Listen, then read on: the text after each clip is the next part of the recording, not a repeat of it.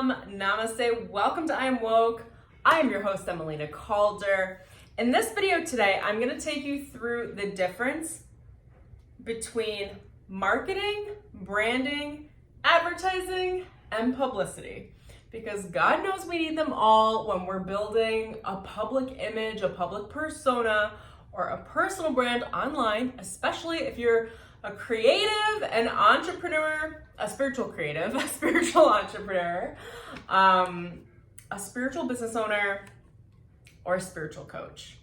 So welcome if you're new here. My name is Emelina. I'm a high performance spiritual mentor, life coach, and personal branding coach for spiritual entrepreneurs. I'm also a psychic medium and Akashic Records reader, and I have another YouTube channel called I Am Woke where you can find all things spiritual and personal development.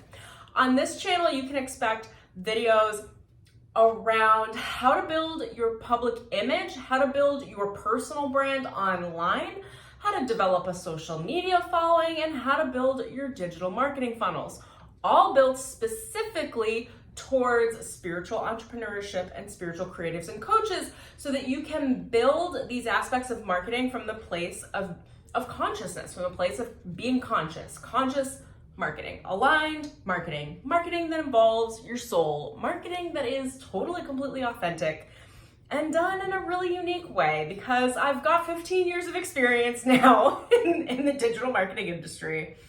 And my expertise was in Politico magazine and Entrepreneur magazine and Social Media Today and the New York Times, among some other things as well. Just to give you a little bit of credibility there, I have a metric F ton of experience in digital marketing and social media marketing and personal branding. So I'm here to spill the beans, but it occurred to me today before I jotted down just a couple notes for this video that most people don't know the difference between all the different aspects of marketing and the roles that they play. So I just want to start breaking it down for you guys in a really digestible format and begin teaching from the place that is my authenticity, my authentic voice, knowing that I'm going to be able to merge all the aspects of spirituality and authenticity and personal development, honoring who you are as a person right alongside your business.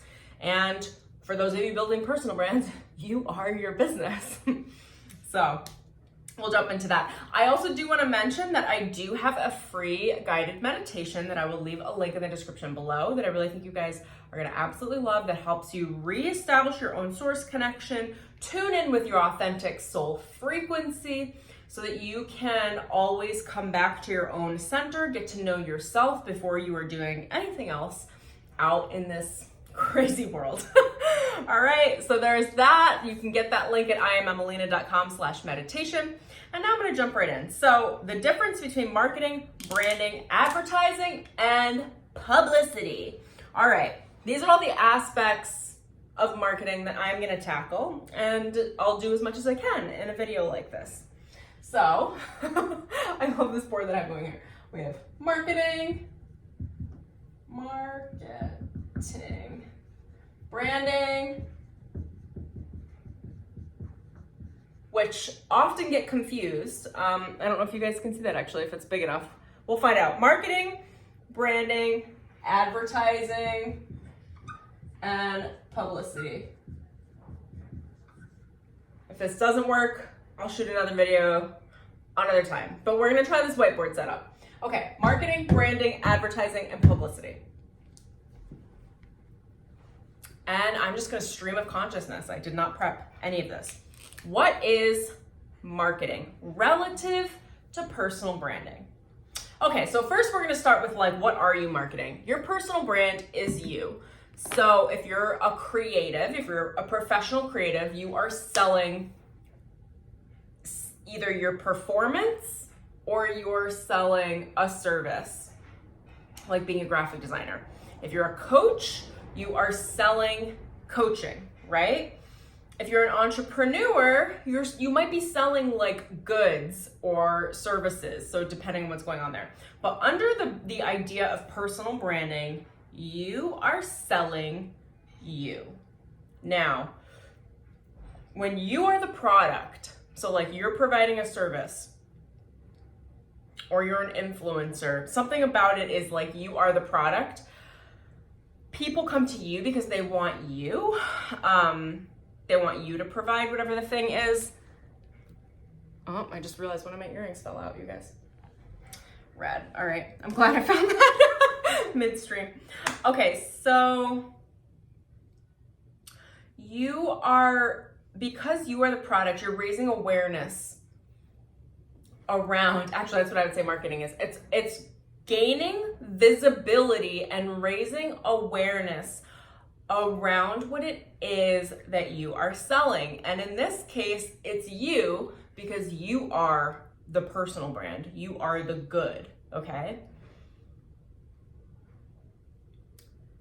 Marketing is all about, let me think about how I want to explain this. Here's how I would explain marketing from an authentic place. Marketing is about connecting your audience with an authentic version of themselves and allowing them or giving them the resources to connect with others in a way that they don't know how yet. So, hear me out. When you are performing your marketing and your visibility and promoting yourself and your services, what it actually is that you're doing is you are helping the people that love you the most, the people that are in your right market, the people that want to work with you, that vibrate with you, that are aligned with you, that resonate with you. You're helping them to connect with an aspect of themselves that they otherwise don't get access to, okay? In simple terms, this could be as simple as maybe you display a lot of confidence, and perhaps you are an example of authentic, radiant confidence. When your audience comes to you, you're allowing them, giving them permission and connecting them to their own idea of what it is to be internally confident within themselves. Without you, they don't have access to that.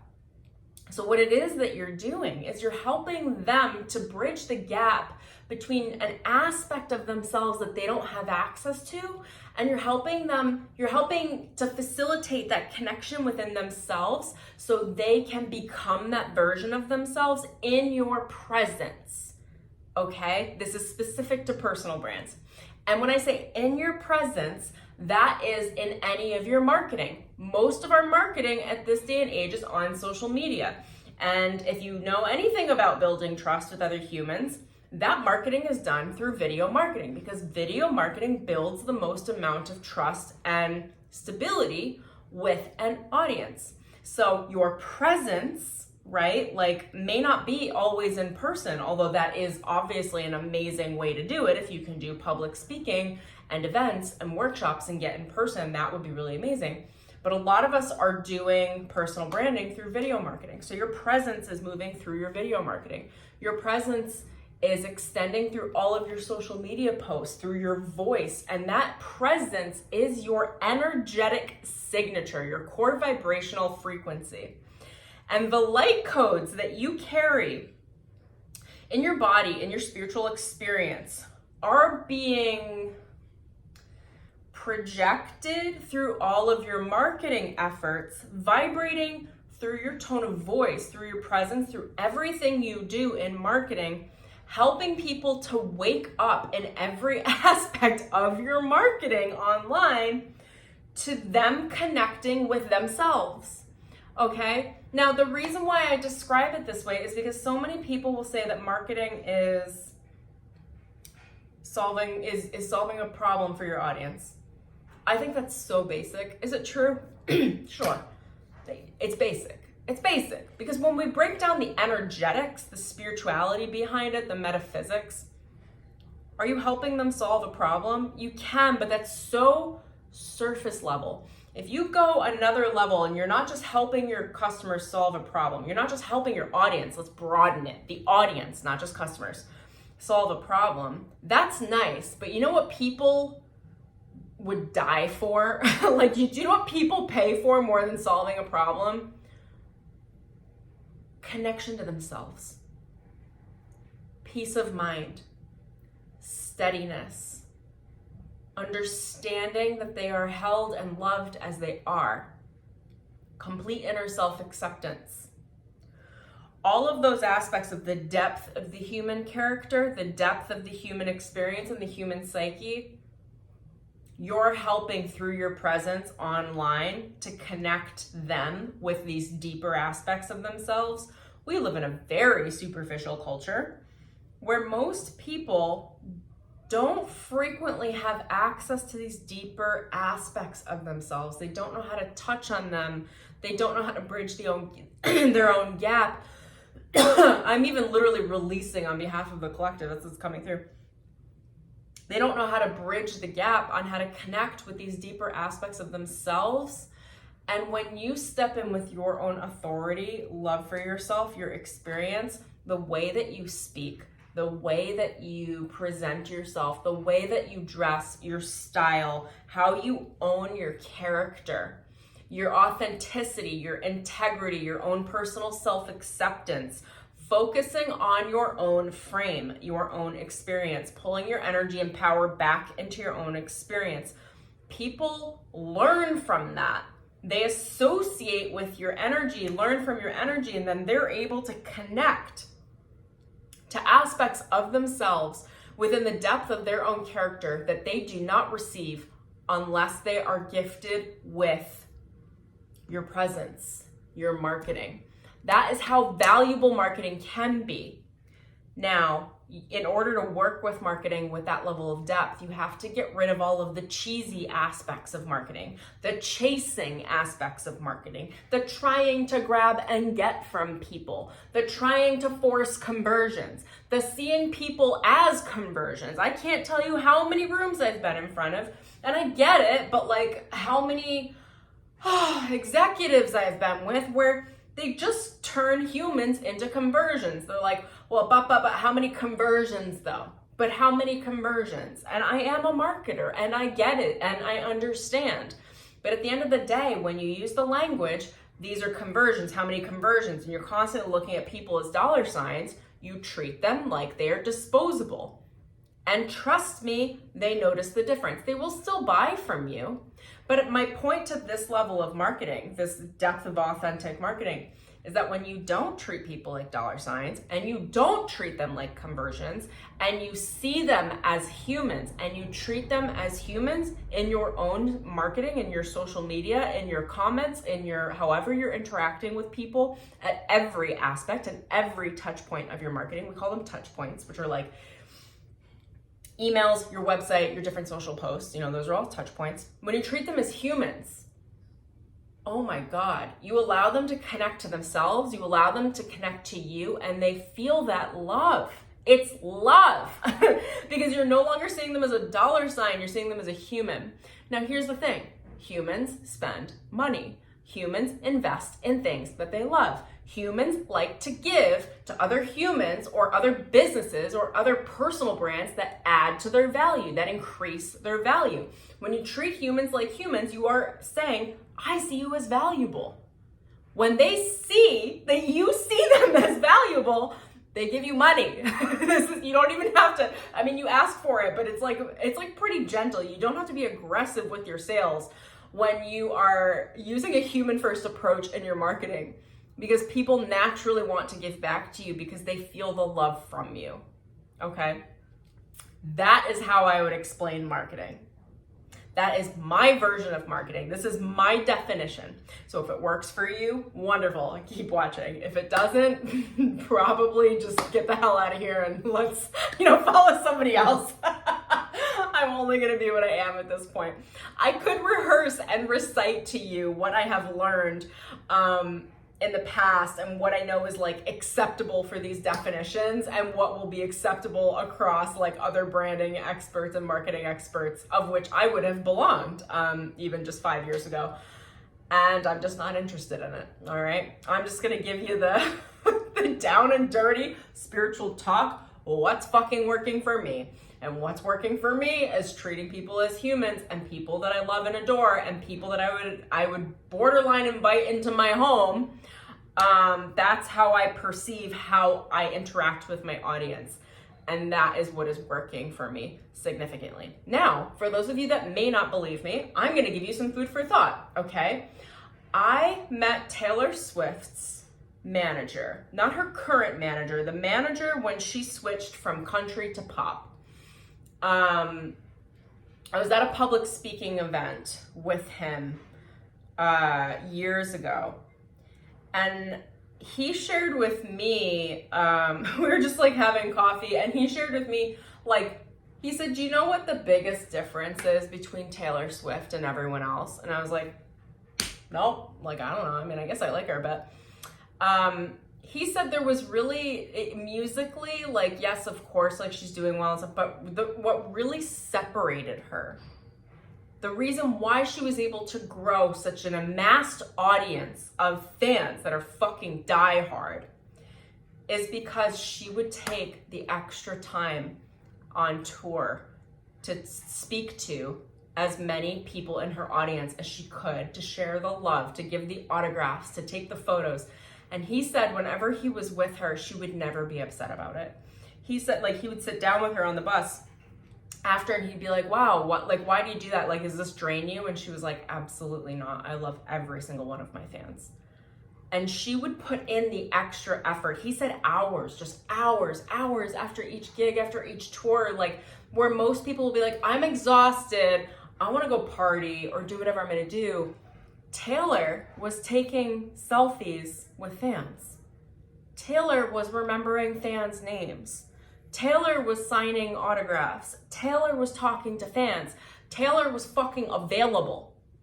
And that is the difference, how he was describing it to me.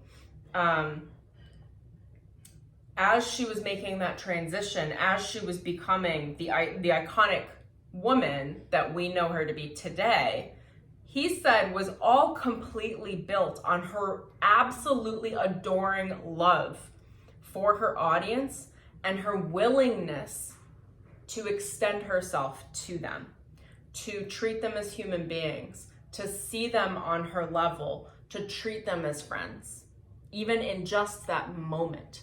And each of those moments captured, left an entire lasting memory for every single one of those fans. And as you can imagine, the level of repetition of someone like that doing it again and again and again and again and again, you amass a fuck ton of fans. Okay? And then they have that retention. They remember that memory because you gave them that love in that moment. And so this is as she was doing it, right? And then what do you think they do? They come to all your fucking shows. They buy all of your merch forever because you gave them an experience. And not just the experience of her, and I haven't studied a lot of her work, but I'm sure could break it down, and maybe that's something I'll do in this channel. But when you look at Taylor, she's facilitating a community where she is the facilitator of other people that are like-minded with like values connecting with each other. And that's what's happening at her tours. So regardless of them loving her and being her fans, what she's actually facilitating is friendship, union, connection, the ability to feel, the ability to experience. She's actually helping people connect to their own humanity and feel acceptance in that humanity. And that is why they go to her shows. That is why they spend endless amounts of money on tour. Okay, and that's why she is so popular. So that is my social proof backing for you guys using a celebrity example with someone that I met. And I'm not even effing around with you guys. I met Taylor Swift's manager. He's very approachable. Again, not her current manager, the one at that transition. And what he said to me is because of his values, his family values, in order to continue working with Taylor, he would have had to sacrifice essentially his family. He would have been with her 24/7. He wouldn't have had access to his family. And he's got kids and a wife. And he was like, I didn't want to sacrifice it. And I was like, wow, that's really cool. So that's the story. I'm gonna take a drink of my hot chocolate because I am an adult, but I'm a child. Not a child, but who doesn't love hot chocolate? Okay. Marketing is using your presence online and all of your touch points and educational materials and posts, everything, to help people connect back with themselves and growing an audience from that perspective. Now, okay, so we're done with marketing. Now, what's branding? Let's go into branding. I love thinking about all these different components because I know outside of business, outside of marketing, people just dump everything in one category and call it marketing. It's not. They're all very different. Okay, so let's talk about branding and specific to personal branding, right? Public image. Branding is your essence. Branding is the impression that you leave with people. Branding are your core values. Branding is, the word branding came from cattle branding, which was trying to associate a certain amount of cattle with one ranch, right? Like, these belong to me, like that sort of thing. Now, the way that I like to think about branding, and I taught an entire course and program on branding. I was a branding coach for many, many years. Is that branding is a fingerprint, okay? Think about it like this conceptually. Your brand is a fingerprint. Branding is learning, like, what makes up your fingerprint, which is your core vibrational energy signature of your business, of your brand. And then learning and understanding how to show that in an effective way without interference in all of your marketing spokes or components. Okay? So branding is the signature. Like, that comes with a certain amount of character, a certain amount of flow, a certain amount of energy, a certain amount of vibrance. Like, it's all of these different components that are more invisible, that are difficult to find, identify, and label individually, but all together come together as a brand, which is seen as you, as your public image. Okay? So what are the components that make up a brand?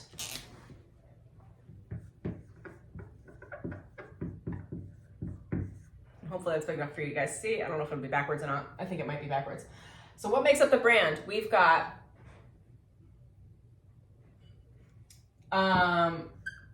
values, okay? You want to figure out what are your core values. I don't want that taken out of context because I know how branding experts talk about values. So I'm going to move it over to priorities because we're talking about personal brands, and personal brands are a single person, a single entity, as opposed to functioning in the aspects of branding that have to do with corporations, which I can do, but I'm not going to touch on. So what I want you to do when you think about branding is make a list of your top 20 priorities.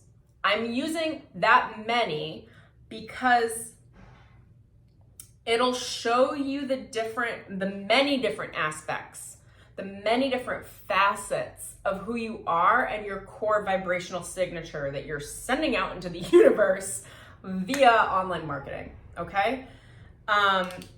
I have a list. I call this my manifesto. You guys can look up manifestos as well. They're a really, really great way to start anchoring your brand. A manifesto is a declaration of statements of this is who I am and this is how I fucking do things. I see a manifesto as like a big rebel statement, okay? And most of you, those of you that are going to be following me, are going to likely fall into the branded archetypal categories of rebel, of maverick, of hero. Oh my God, what else? Rebel rousers, man. Like performers, entertainers, Those aren't the rebel archetypes, but anyway, we could go all day into archetypes too. Oh my God, I'm so good at that work as well. Anyway, so backing it up, create a brand manifesto with a list of 20, we'll call them core values or priorities.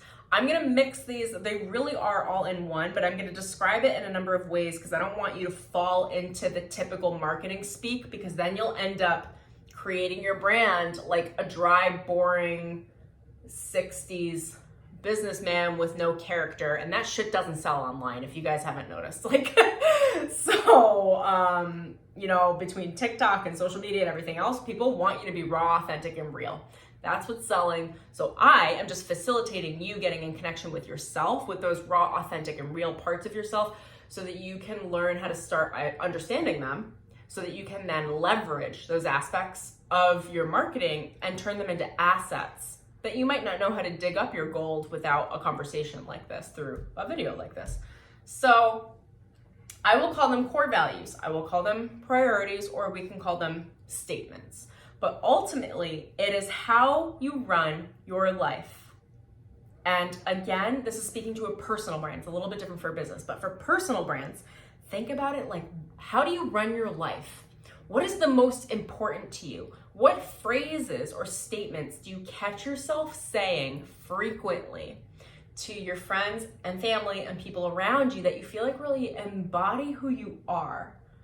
And I'm trying to like literally pull one out of thin air. I don't know that I have one off the top of my head. Oh, I do, because I wrote one up there. Okay, for me, one of those statements is the way forward is through.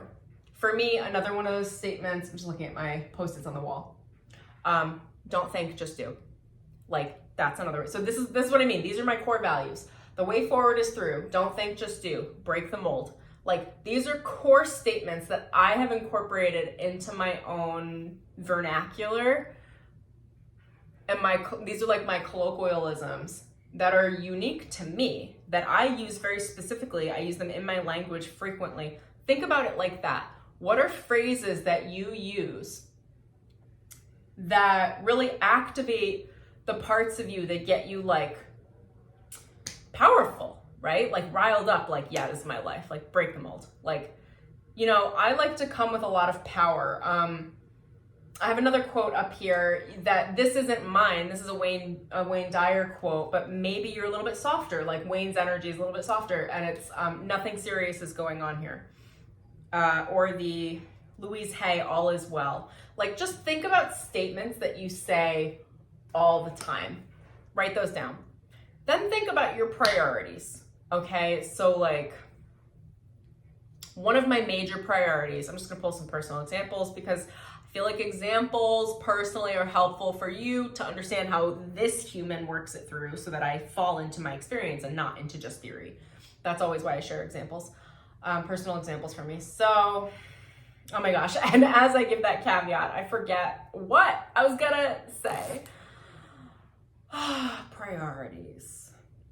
One of my core priorities is creation. So my creative energy, me feeling creative, me flexing and expressing that creative muscle in a very physical way daily, is what keeps me in sync with my spiritual prowess. So when I am in creation, I'm allowing the energy that was given to me by God, by Spirit, to be utilized and moved into the physical, practical world in a way that becomes physical, whether it's communication, whether it's a video on YouTube, whether it is a painting, whether it is messing around on my guitar. What else? I don't know. Whether it's making a tarot card deck, I'm gonna be doing that soon, like an oracle card deck. Whether it's doing some graphic design for fun, you know, whether it's writing, I'm also writing a book, that's in process. So that is one of my core values, because when I'm creative, not only is that fun for me, but it also opens up my channel where essentially I'm cleaning up all of the spiritual data or information in my energetic field that's given to me creatively. And then I'm given new, refined channeling ability, new refined communication, new refined creativity, because I worked through the previous creative energy that was given to me, if that makes sense. So one of my biggest priorities is creativity. How am I being creative? How am I channeling that creativity? One of my other biggest priorities is authenticity. And these are kind of synonymous with core values. They're slightly different, but kind of tune into each of those words or phrases and what brings out the most like authentic information out of you, whatever it works for you, whether it's core values or priorities. Another priority for me is my personal development. Everything in my life surrounds my personal development and always has. Always. Like, I don't know, since I was 20, like this has always been the case. So I organize everything in my life around personal development. And then that shifted into spiritual development. And then I started merging them and I kind of see them as one and the same. So that's another huge aspect of how I present myself. It's a large aspect of how I speak, my tone of voice and my brand. And then that's leading me to another priority. Again, just giving you guys some examples to start turning your gears mentally, is that I like to be a rebel. I don't like to be a rebel. I am a rebel. Don't tell me what to do. Like, okay, I'm gonna make my own path. This is just who I am. It's who I've always been. I'm a little rebellious, so I like to swear. I like to just like, you know, get in there, like ruffle some fucking feathers. Like, what I gotta do here?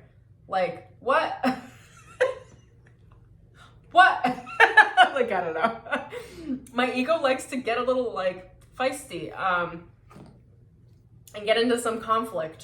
So I use that in my tone of voice and allow myself to have that real like powerful edge in my tone of voice, in my branding, because that is literally how I express myself.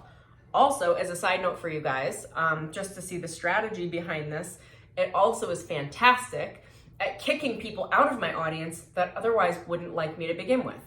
And that is also something that I'll shoot some videos on at some point around, is that you want to also take care of yourself by helping to polarize your audience.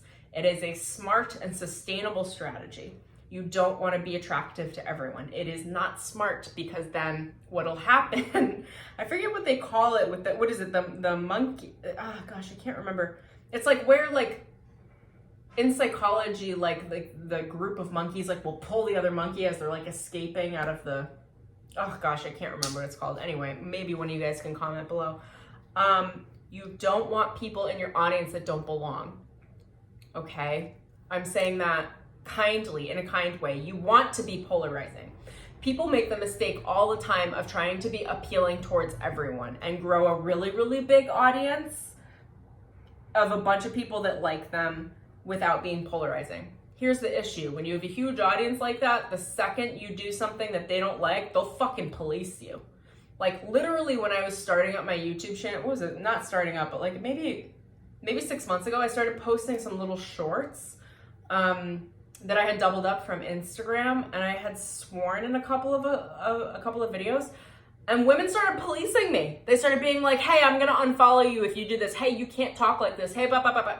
And I'm like, are you fucking kidding me? I'm gonna do whatever the fuck I want. Like, you're not my mother. I don't even have that level of respect for my mother. Like, literally, this is not a thing. Like, you are not going to police me to follow your rules and your lines. I'm a fully grown adult. I'm gonna do what I wanna do, and you're gonna respect me. And if you're not, just please leave. Nobody is holding you with a gun telling you have to watch my videos. Like, get out.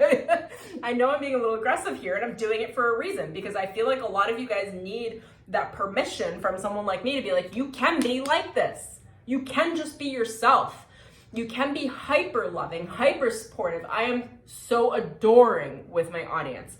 And you also can be like, if you're not for me, get the fuck out. There's the door. Okay? Do you want me to show you the door? Here, I'll open the fucking door for you. There you go. Bye. Get out. And it's not from a mean place. It's literally like, we're not going to be friends. Don't try to be friends. And I'm not codependent to the level that I would want to try to be friends and try to like conform you. But I don't need that attention. I don't need that money.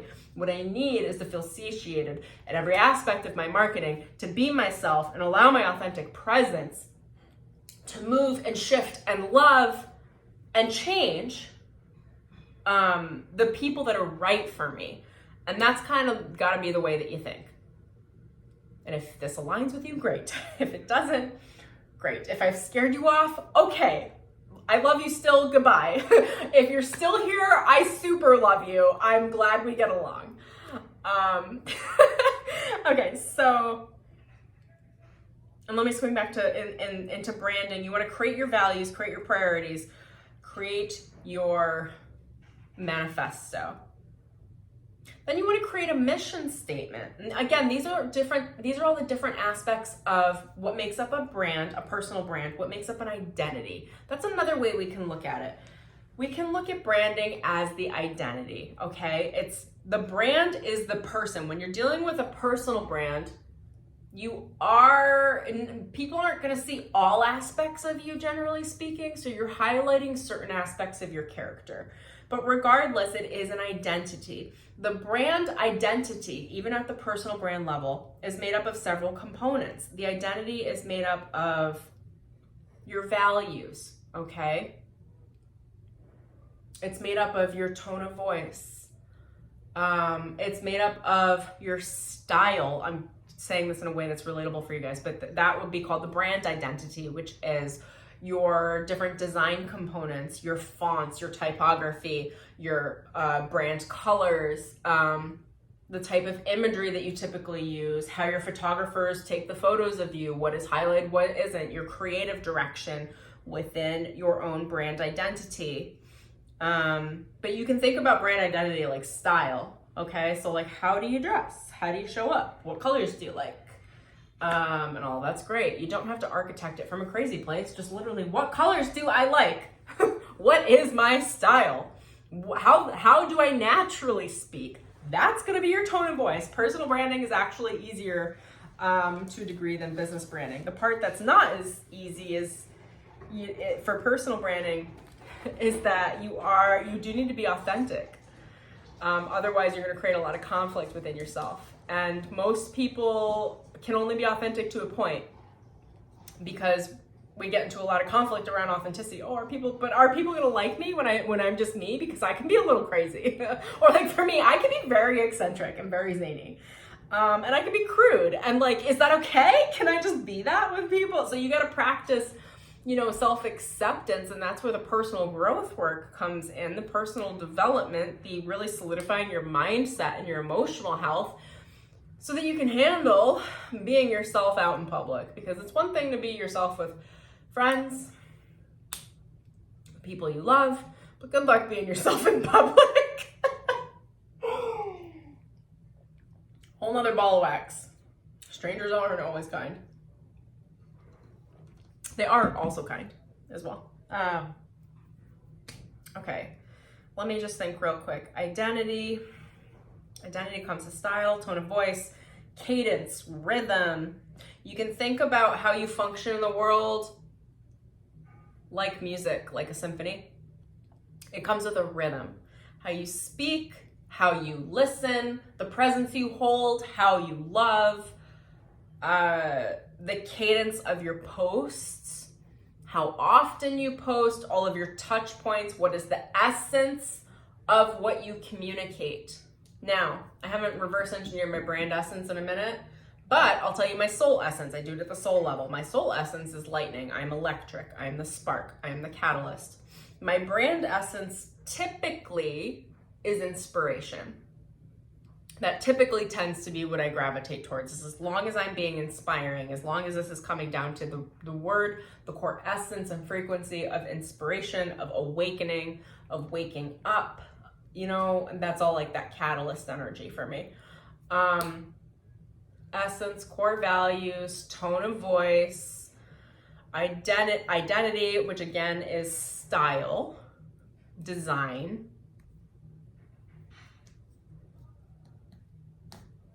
frequency of your posts, your cadence, your rhythm, how you respond to your audience, how you cultivate your audience. Let me think if there's anything else I would immediately label and group in. Other things that fall under branding are going to be like your other typical marketing aspects, like social media publicity, your leadership style, how people interview you, podcasts, stuff like that. But that's a little more, that's coming from like my marketing brain and less of like me authentically just kind of channeling like what is branding actually. I think I'm going to leave that there. I think that's at a good point. Now, what's the difference between all of that and advertising? Pretty simple. Advertising is advertising. Now, I'm going to take advertising not in the direction of the print route or in the corporate route, okay? I'm literally going to bring this straight to personal branding. So what does advertising look like for personal branding? It can look like a few directions. So for those of you that don't know, and I'm not saying that this is the best route to go for everyone because it can get very expensive. It depends on your investment, what you can invest in, and it's not always the best thing to do. That's how I just want to I want to forecast this first. But you can grow your social media audiences through advertising. The way that I would do that and the way that I have done it, actually, I'm going to take it back. You could do it, and it is valuable. And I'll explain perhaps how that's valuable too. I'm not using it right now, paid ads, but this is how you grow your social media following with paid ads. Growing your Instagram following is grown through Instagram story advertisements that have what works on Instagram stories. And I did this for years. I used to grow people's followings, but like authority figures and public figure followings every month through Facebook advertising. And what I would do is create an Instagram story ad. What performs the best is a portrait image, not a full body. So like here to here, where you're looking at the camera, not away, not doing something, you are looking at the camera. It's a very standard image and you should be smiling. I worked with, what I always used for people were professionally taken photographs. Really beautiful colors, you know, everything was great. Anyway, so, and then I would put a phrase, a positioning statement or a catchphrase at the top that I would create in stories to make it look natural to stories. The more something looks like an advertisement, the lower the performance is across everything. The only time you want things to look like advertisements is when you're working with Fortune 100 brands or top brands. Like when I worked with Fender, I would talk with them and be like, you know, this will perform a lot better if we can make this look more casual, but they have to keep up brand image standards because they're a known brand. So they sacrifice performance in that way to uphold the brand, if that makes sense. But when you're working at the personal brand level, you want it to look a little bit more casual. So that's why I would type it up in stories. Like literally I would add the text in stories, just like, I forget what the percentage is of text that you can have on an advertisement. But anyway, I would put the line, it would be a positioning statement on essentially what people could expect for content from that creator. And then at the bottom of the image, I would say follow, swipe to follow. And when the person clicks on the advertisement and goes to the profile page, and you know that the ads perform well, if you get 1 out of every 4 clicks converts over to a follower, that is like a good performance metric for those of you that want to know. Now, literally I'm getting like all the downloads of the information. I'm like, right, I forgot, like average rates that you pay for it. Anyway, I'm not gonna get into that in this video, but that's Instagram story advertisements.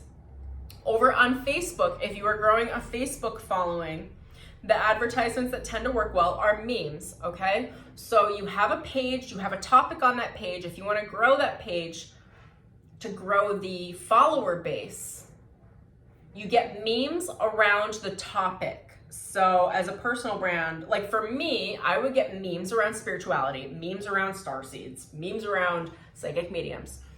And I would put up the memes And then you advertise those memes to a targeted audience with people that have interest in that topic. The memes tend to do very well to actually get likes and follows to grow substantially the base of a Facebook audience.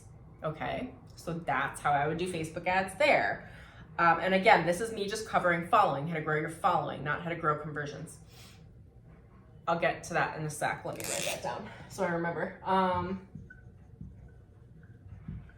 And conversions we go for email conversions, okay? Email subscribers, generally speaking. Right now we're going for conversions being subscribers, followers, and fans.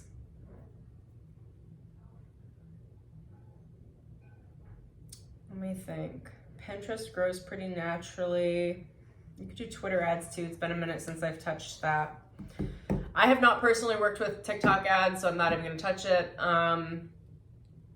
YouTube ads. Okay. I grew my first 1,200 subscribers on my spiritual YouTube channel with YouTube advertisements. Now, here's how I did that.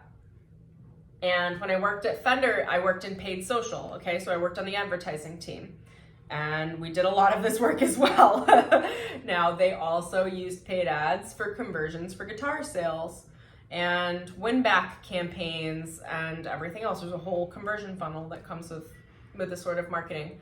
But what I'm gonna say for YouTube, the way a personal brand would use ads on YouTube is you create videos that are targeted to a specific audience that teach them how to do something or give them what they want that they're already searching for. They're literally going into the YouTube search bar and searching for it, okay? These are called, are these the discovery ads? I think they are. I think they're called discovery ads.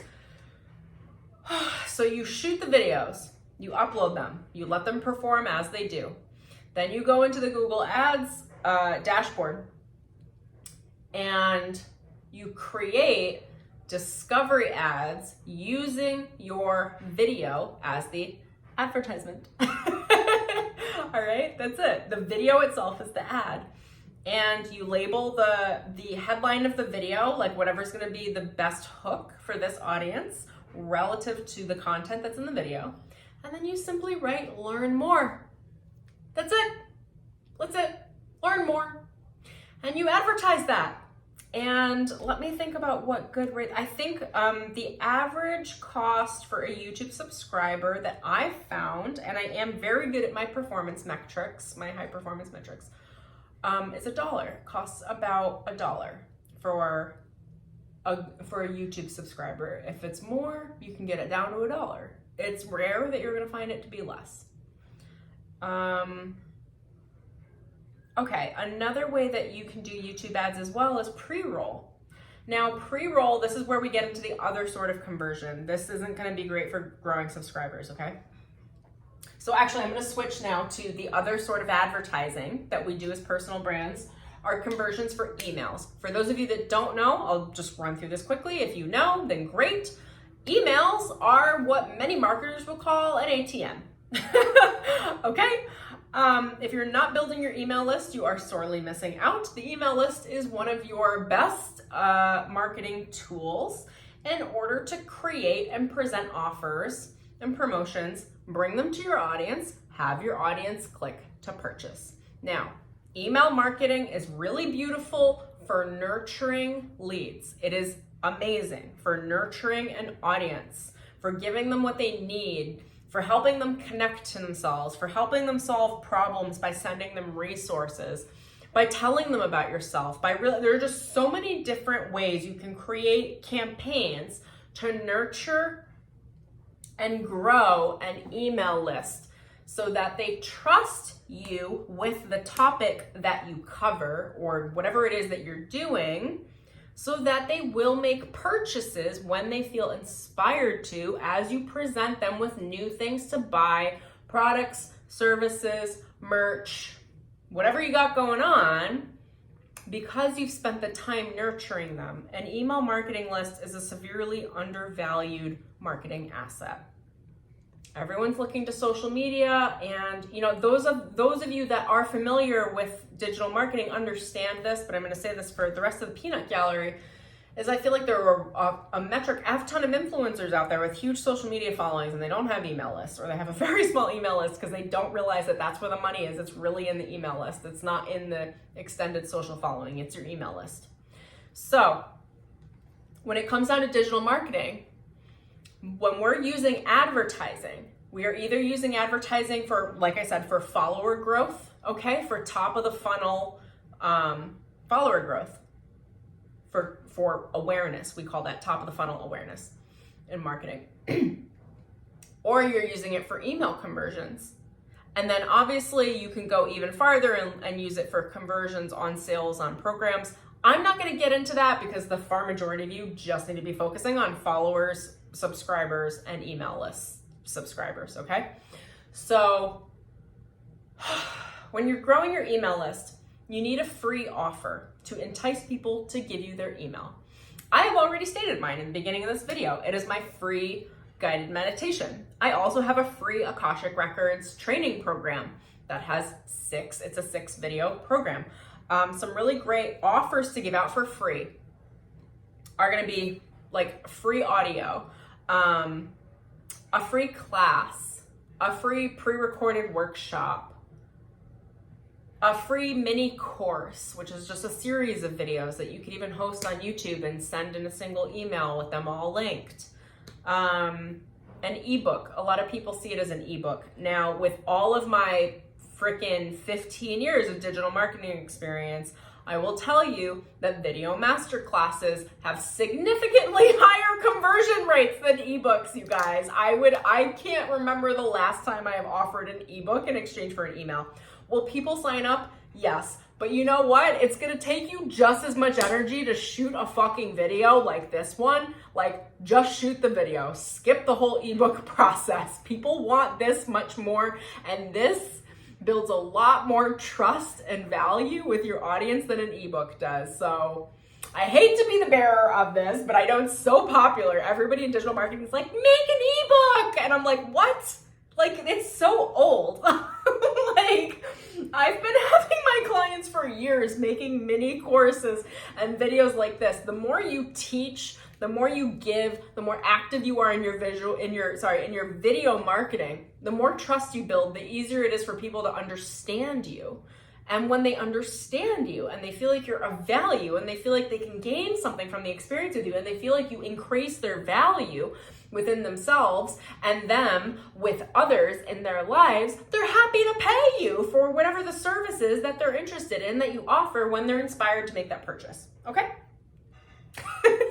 Thank you so much for handling me and my extra, because she's very extra. I can't pull it back. It's just like me. It just is me. Okay, so now back to email subscribers. How do we grow email subscribers with advertising? Well, you do it on pre-roll. There's a number of ways you can do it, but I'm going to run through it. You can do it with the pre-roll advertisements on YouTube, which you'd make a 30-second advertisement. You have to get a very powerful hook in the first 5 seconds because everyone and their mom, like me, skips. I skip the ad. I don't even care. Get me out of here. So you really got to do something to get people's attention. And that would lead to what I just said is the free offer that you'd be giving away in exchange for an email address. Okay? Now, with a system like that, we'll go through a funnel in another video. You will need email software. That could be MailChimp, it could be ConvertKit, it could be MailerLite, it can be Flowdesk. They're all great. Choose the one that works the best for you. I use MailerLite, I used to use ConvertKit. I happen to like Flowdesk. I think I like MailerLite the best out of all of them for now, but I might change that. So, okay, so pre-roll ads. Another way to build your email list is running Facebook advertisements that go down the Facebook feed with a really catchy photo. When you're a personal brand, any good professionally taken photo of you will likely be best to use because you want to build trust. It's one of the first touch points. People have never seen you before. You want them to see you, not like a random image. even though I'll say that some of the Facebook ads guys I used to work with back in the day would be like, oh, another image would work better for my stock. And I'm like, I don't care. Like, I need them to build trust with me. So if it costs a little bit more, like, that's what we're going to do, because I need them to start seeing me and understanding me, or my clients, right? Okay, so a Facebook ad that has copy that explains the offer, that has a hook. Every sentence you want to hook the next sentence so that they continue to read.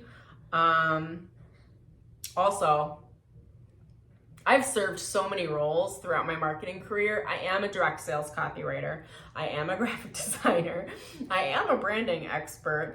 I am a social media expert. I am a digital marketing expert. I am a creator of marketing funnels. I have worked in organic, social, paid, social, publicity,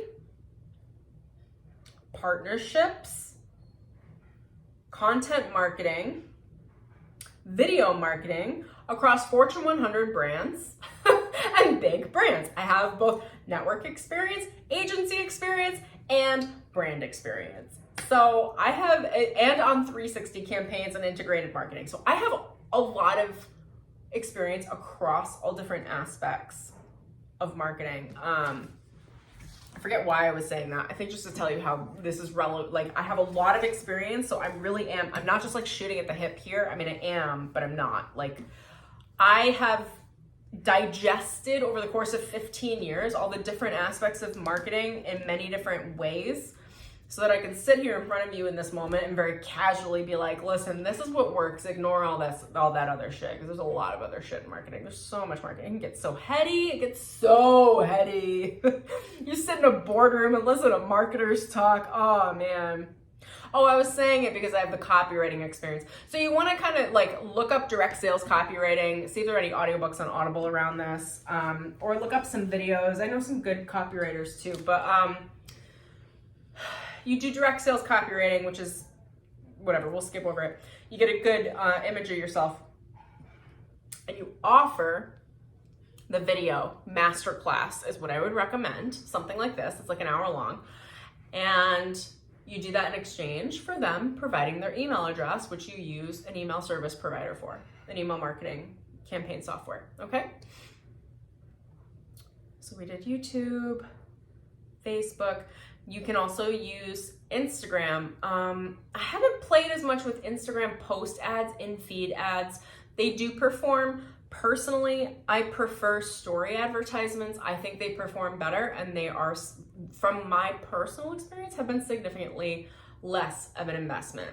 So I'm just trying to remember back, like what would be like, maybe, I don't even remember if I can be honest, but I don't know. I'm trying to remember like in-feed posts. Like I think some of my ads were like 25 cents for a click, which is pretty cheap. But it would be like 10 cents for a click on stories. So it's like things like that. Like I just would try to, like, you know, be economical and cut the cost where I can. And my retention in my mind is remembering that Instagram stories are more economical to get emails and to get followers than in-feed. That's not to say that you shouldn't do in-feed post advertisements. I have signed up for webinars and things in-feed personally when I'm scrolling. So if it's a good ad, it's a good ad, you know? The more native you can make each advertisement to each platform, the better they will perform. Now, what else would I say? Pinterest advertisements are severely underlooked at, you guys. Pinterest is an amazing program. I haven't used their advertisement platform in a while, but I literally, like, nobody thinks about Pinterest. It's like the least sexy. Everybody's thinking about TikTok, but Pinterest is a heavy hitter, like home runs. Home runs for traffic. You could always think about, if you have a good opt-in offer, a good freebie offer, running a single pin advertisement on Pinterest. You know, I remember, it's been a while since I've done Pinterest advertisements, but I remember getting like 10-cent clicks. And I was running that to an ebook that I was selling on Instagram hashtags. This is probably like 2016. And I don't even, it was so cheap. Like, I don't even know. Anyway, so let me think about any other paid social I would do. There's also Google pay per click, which I think is very interesting, and I'm interested in diving into more. I'm not going to dive into it deeply right now in this video, but that's something else you can look at as well, which is like grabbing the search term for what people are searching for. Ideally, they'd be searching for the type of content that you're providing for free, and then you exchange the email address. So that's advertising. Now I'm going to briefly touch on publicity. Publicity and PR is earned media. It is you being on podcasts, you being interviewed, you doing collaborations with other creators, other personal brands like you online. It is you potentially working with other brand relationships where brands could be sponsoring you and your personal brand, whether it's your channel or your Instagram content. I did a lot of influencer campaigns as well back in the day, both myself, where I would work with the brands personally on my Instagram account. I did lots of those. And I also worked in this capacity at Fender and at Fox Broadcasting, and working with some pretty major talent. So I've got a lot of experience there too, but brand relationships are an aspect of PR. Podcasts, what else?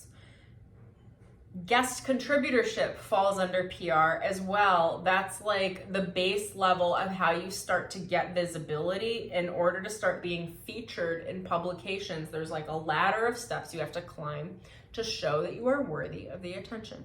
Okay? Guest contributorship is where you apply to any of these publications, magazines, whatever they are. They need daily content, and they have staff writers, but they don't often want to pay for content. So a lot of times they will allow people that are experts in a topic to write for them in exchange for a byline. A byline is an author bio, and it's only worth anything if A, if it's a reputable publication, and B, if they give you a backlink to your website that will send you some SEO juice back to your website. For those of you that don't know, SEO is search engine optimization. It is an aspect of any good digital marketing campaign or funnel, even for personal brands. And SEO is built based off of website authority. So there's a couple reasons for guest contributorship. One, it gets you in front of another audience, right? Where you can start to grow relationship. Two, it gets you authority. Whatever the publication is that you're aligning with, that you're writing for, you become kind of like in cahoots with them, right? So you kind of gain from their authority when you speak to other people. This is about building social proof. And then three, you want to use it to build the SEO juice. If that website holds a lot of authority with Google, it will send you some of that authority via Google's search engine optimization to help boost your website and your site ranking, depending on how you have like organized your search engine optimization on the back end of your website. Okay, that might be too much for some of you guys. I don't know your current knowledge base, but I'm giving you like the fast analysis of digital marketing here. What else do I want to say about that? Publicity. As you get some guest contributor status, you start contributing to different publications that are well known on the internet. You get those published. You can then, either with a publicist or on your own, start pitching yourself for larger publications. Whether they are featured articles where you are being featured as the topic, as the expert, that involves quite a bit of strategy. It's either going to be based on expertise or on like sensationalism. And I'm not going to lie, I think about this stuff a lot. I'm not quite there with my brand right now at this level, but literally when I go to start pitching for big PR, I'm going to be doing some crazy shit. I'm going to be doing things, and I'm going to be taking photos of it, and I'm going to be like, this is what we do here. And you just want to like incite enough, you just want to make things exciting. When it's like weird or like a paradox, people tend to want to feature it or talk about it. It's very clickbaity. So that's something to think about. one of my expertises is in viral content. I've got so many. You guys have no idea. If you cracked open my brain, besides all the spiritual awareness content I have that's living here, I have a lot of marketing. Like literally, like every aspect of marketing, startups, emerging social, like 360 integrated marketing campaigns. Oh my God, I've got it all. I've got it all. I've worn many hats.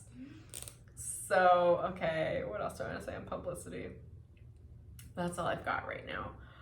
Oh my gosh, thank you so much for joining me for this entire video. I hope this breakdown was really helpful for you. It'll probably be the most helpful as you're starting to engineer and architect your personal brand, create your business plan for the year, create your marketing plan. Maybe you're working with a digital marketing person or an agency. If you do like how I speak, how I think, how I talk, how I do things, my vibration and my energy, I will invite you to work with me if you feel guided. I will leave a bunch of links in the description below. I do have a one-on-one program where I do spiritual development right alongside personal branding and personal branding development, okay? And that's in my Transformation Accelerator program. I've also got the Phoenix, which is a program about breaking the mold and tapping into and understanding your radically authentic self. And that is going to be the precursor to building your brand identity as a personal brand. So I would recommend that as well below. And yeah, I hope this was helpful for you guys. If it was, please go like this video, subscribe, and tap that bell for notifications. Leave me some comments below as well, either on what resonated from this video, what clicked, what was a good aha for you, and or if you have questions for me, or there are topics you want me to really dive in much deeper on, which I will be doing throughout my channel here with you guys, just let me know below, because I'm counting on knowing what you guys want the most so that I can shoot videos and content about it. So thank you so much for joining me. I have so much love for you guys. Thank you so much. Enjoy building your beautiful personal brands. Until next time, I'll see you later.